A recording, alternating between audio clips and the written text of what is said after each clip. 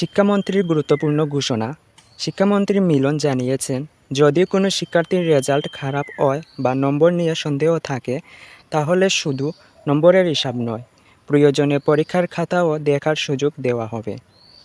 তিনি আরও বলেছেন, কেউ যদি সামাজিক মাধ্যমে ভুয়া বা বিভ্রান্তিকর খবর ছড়ায়, তাহলে তার বিরুদ্ধে আইন অনুযায়ী ব্যবস্থা নেওয়া হবে।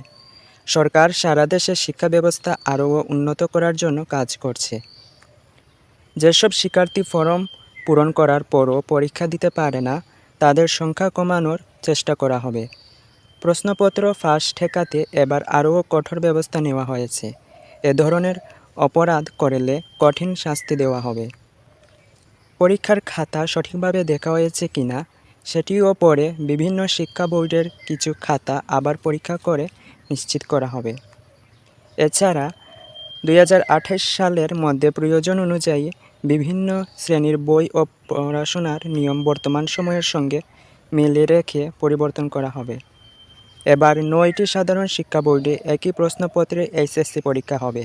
এই পরীক্ষায় অংশ নিচ্ছে 12,70,583 জন